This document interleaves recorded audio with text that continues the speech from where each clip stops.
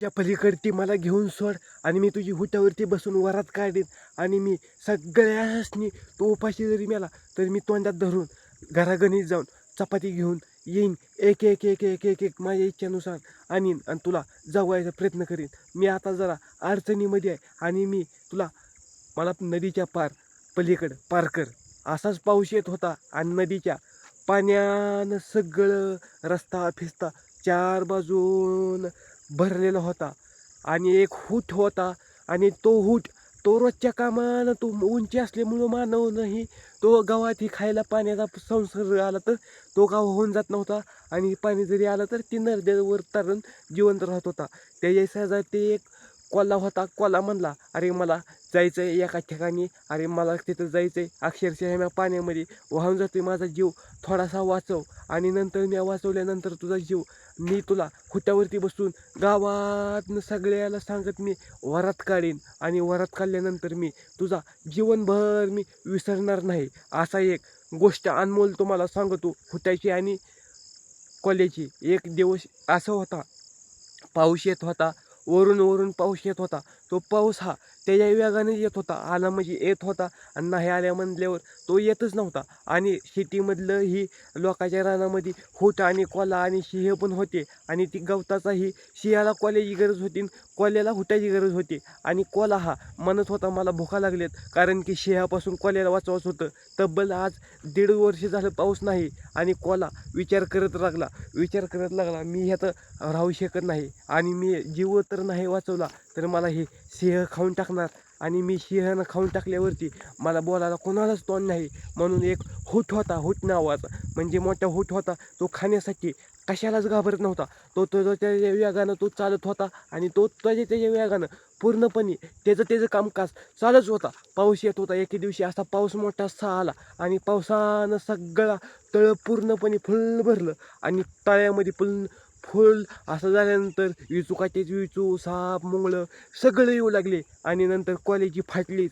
आणि कोला असा विचार करू लागला, आता मी तर नाही ह्याच्यातून मार्ग काढला आणि मग मला काहीच उपयोग नाही आणि मला तर वाहत गेल्याशिवाय सुट्टीच नाही. आणि त्या शेजारीच एका बाजूला हूट होता. हूट म्हणत होता आणि मी तर वाहून जात नाही. त्या हुटाच्या जवळ कोला आला. वगो म्हणला, असं असं करायचं आहे, मी तिकडून आल्यानंतर मी तुला चपात्या 4 घरावरून आणतो, 4 चपात्या आणतो, तुला घासभर चारतो आणि मी तुझ्यासोबत कायम राहतो. म्हणून मला ह्या नदीच्या पलीकडची पूर्ण मला पार कर. पण त्याच्या शेजारीच वाघ होता. वाघ म्हणला, ह्याला जायचं तर ह्याला जाऊ दे आणि तू जायचं असलं मी तर तुला सुट्टी देणार नाही. होत म्हणला, मी नाही रे बाबा, मी तुझ्या मध्यात पडणार. तू आणि ते आधीच कान भरलं होतं हुट्याला, मी तुला चपात्या हे देतो. हुट्याला सिंह म्हणला, अरे तू ह्याला जर नेलं तर मी सुट्टी देत नाही. आणि वाघ तयारीतच होता वाघ म्हणत होता, हे कधी जाता येईल, कसा हिवट त्या जवळून सटकता येईल, मी ह्याचा शिकार करून मी त्याला खातोय. असाच अंधार पडला एके दिवशी आणि खुट्याला काही समजना. म्हणलं ह्यानं तर आपल्याला बोली केली, अक्षरशः पाण्याचा वाह वाहतोय, मला पण काय खाऊ वाटते नाही. गावात फिगात फिराळी काहीच खाऊ वाटते नाहीत. आणि मग मी विचार करतो की ह्याला हा अंधारच त्याच्या पलीकडे करतो पूर्ण. पण ह्याला विचार केला की अंधारचा आपण पूर्णपणे केला तर आपण सुद्धा पाण्यामध्ये समजणार नाही कुठली दिशा कुणीकडं आहे, कुठला मार्ग कुणीकडं आहे. त्या पाण्यातून पूर्णपणे होऊन कसा विचार करून जायचं हे प्रश्न हुट्याला पडू लागला. पण त्यानं बोली केली आपल्याला, 4 घरच्या चपात्या फिपात्या तुला लाडू आणून देतो आणि आल्यानंतर तुला वरात काढतो सगळ्या गावात जाऊन की मला ही पूर्णपणे असं मला ह्यानं जगवलं आणि मला वाईट वेळेसून वाचवलं आणि वाचवल्यामुळं मी आता ह्याला कधीच विसरणार नाही. तो संघर्ष आणि केला होता माझ्यासाठी, दुःख आणि सुख बघून मला खांद्यावरती बसून त्याला न्यायचंच होतं. म्हणून विचारच करू लागला काय व्हायची होती. पण वाघाला विचार पूर्ण पल्ली होती. हुट्याला बोली केली होती, तू कधी जातोय तुझ्या मार्गानं नदीच्या पलीकडे जाऊन तू खायला फिरायला. आधी वाघानं कान भरलं की हुट्याला तू जाऊन हे कर. पण वाघाला करायचं होतं, शिवाला करायचं होता शिकार की ही कधी होत जाते आणि पूर्णपणे मी पलीकडे कधी जाईन आणि मी त्याला कधी खाईन असा विचार होता. पाखरं हे वरडू लागली. अंधारचा होता, पाखरांनी हे गर्जना केली. पण कॉलेजी फाटा लागली आणि कॉला विचार करू लागला काय करावं काय नाही. आणि एक लाईक आणि सबस्क्राईब आणि बेल आयकॉनचा घंटा वर करून प्रेस करा. आणि फेसबुक आणि यूट्यूबवरती तुम्ही पाहताव तसं तुम्ही इन्स्टा आय डीला जाऊन सबस्क्राईब नाही फॉलोअर्स करून तिथं पण व्हिडिओ आहेत चांगले चांगले. तिथं जाऊन तुम्ही पहा आणि कमेंट करून कसं कसं वाटते कसं नाही सांगत जावा. ती गोष्ट सांगायचा प्रयत्न केला तुम्हाला आणि तुम्ही फॉलोअर्स करा. आणि एक गोष्ट होईल असा भरोश्यावर राहून चालणार नाही. हुट आणि कॉलाचं दोघाचं भांडण लागू लागलं आणि हुट आणि विचार करू लागला मी आता तुला बोली केली की रे माझ्यासोबत गद्दारी करू नको. हुटाला मग केलं माझ्या 4 चपात्या. पण हुटाचं निवेदन काय झालं की कॉल्याला ह्याच्या वाघाच्या जवळ सिंहाच्या जवळ एक ना एक दिवस करायचं म्हणजे करायचं. आधी लाडू फेडू इकडंच्या पेरूंच्या 4 गावातलं सणाचा वाराचा चपात्या पोळ्या असा सण होता नागपंचमीसारखाच. मग मी जाऊन आणतो पण मला हिथून वाचव, मी तुला दिलेला शब्द पूर्णच करीन म्हणून हुटानं आयडिया केली. वाघाला पण बोली केली ती. वाघाला 1 आज 2 करून कान भरलं. मी तुला होऊन होऊन मी त्याला तुझ्या जवळ ती आणून सोडतो की मला असं असं आहे. फक्त मी त्याला पण चपात्या त्याच्या खातो, सगळं लाडू फिडू खातो, नंतर तुझ्या हवाली करतो. अंधार पडू लागला आणि मग कॉला आला बाबा मग काय झालं. पण सकाळपारी म्हणला करून नियोजन. मग अंधार पडू लागला. मी अंधारामध्ये एकटाच रस्तारी घाबरू लागलो. असाच की बोलावं तर कोणाला बोलावं सांगणारं कोण नाही. पाऊस पडतोय भयंकर इजाचा गडगडाट तडतड तडतड तर करते ती.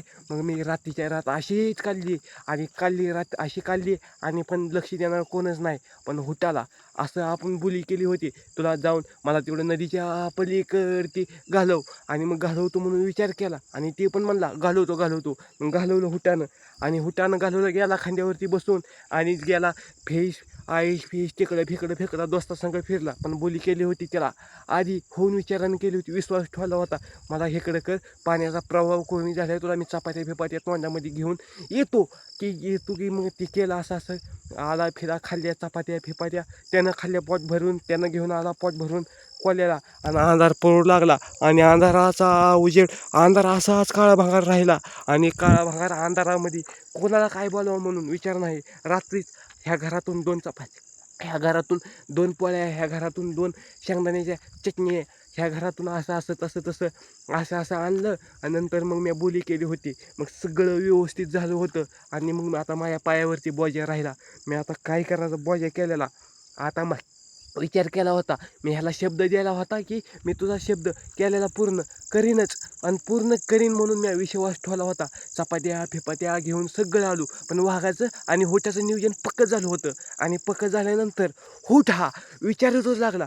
आणलं त्या चपात्या फेपात्या खायचं गोड बोलून वाघाच्या हवाली करायचं. थांब इथं मी 4 मिनिटात जाऊन मी असं फलानं आमको तमको मी गावात फेवात घेऊन येतो. मग आपण सगळेजण थोडंसं राहू. आणि ज्याच्यावरती विश्वास अंधकरणापासून टाकला तोच गद्दार निघाला. ह्याच्या हवाली केला शियाचा आणि शियानं हुटाला पूर्णपणे खाऊन त्याचा हाडूक सुद्धा दिसून दिलं नाही. तसं उभ्या आयुष्यामध्ये हाडकं दिसणार नाहीत पण गद्दारी करणारी लांबची नसतात जवळचीच असतात. ह्यामुळं 2च्या वरती 1 हातात ठेवल्यानंतर 3 होऊ शकतं. आणि 3च्या खाली 3च असलं तर वजा करून तिथं 0 होत असतं. तसं उभ्या आयुष्यामध्ये विश्वास होऊन टाकू नका. विश्वास हा स्वतःवरती फ्रॉड करून स्वतःची जिंदगी आपण एखाद्यावरती विश्वास ठेवून 40 50 लाख रुपयाचा विश्वास ठेवतो आणि अंतकरणापासून ही माझ्या घरातला समजतोय माझा दोस्त आहे फिस्त आहे म्हणून ना गदारे निघतात. आपल्याला पैसा आपल्यापाशी निघलं तर आपल्याला पाडावरून ढकलून देऊ शकतात. ह्यासाठी अजून वेळ आहे. त्यासाठी हातचा राखून राहायला शिका की हातचा राखल्यानंतर कधीही चांगलं. पाण्यात चालताना पाण्यात स्वतःला हातपाय हाडवावं लागतात नाहीतर खालच्या तळाला जायला वेळ लागत नाही. तसं उद्या आयुष्यामध्ये अडचणी किती आल्या तर दुसऱ्याला सांगून काय उपयोग नाही. आपल्या अडचणी व्हायच्या अगोदर दुसरा आपली अवकात काढण्यातच तयारीत असतं. ह्यासाठी वेळ जायच्या आधी काळ बघून आपण स्वतःहून बदलायला शिका. पण जी करणार आहे ती होऊन सांगू नका. नाहीतर आपल्याला आपलं हातातलं जाऊन त्यांच्यापाशी जाऊन आपली कमी झाली जाणार नाही. जसे की मी सगळं सांगितलं तुम्हाला होत्यासारखी जिंदगी आपली आणि पूर्णपणे जिंदगी आपल्याला असं भोग आहे म्हणून आपण 4 जणांना सांगायला जातोय ते आपण चौकून जायत गवतोय. आपण घासातला घास दिला ती आपल्यावरतीच बाय मनवतोय. ह्यासाठी अंधाराच्या पण प्रकाशाला लायकीची गरज आहे आणि जीवनामध्ये स्वतःच्या परिवाराची गरज आहे. तसं जिंदगीमध्ये आपण आलोय म्हणल्यावरती सहपरिवारानं जिंदगी आपली घडवली पाहिजे. तर विश्वास ठेवून कोणावरती उपयोग नाही. अंधार पडणार आहे त्या रस्त्यानं आपण एखाद्यावरती विश्वास ठेवून जिंदगीची राख रांगोळ होऊन आपल्याला खलास केलं तरी घरच्याला माहीत होणार नाही आणि 4 पैसे घेऊन ऐश करणार. ह्याच्यातून शिकायला काय मिळलं एवढंच की विश्वास त्याच्यावरती ठेवायचा जे आपल्याला सुखाला आणि दुःखाला येतं त्याच्यावरती बरं का.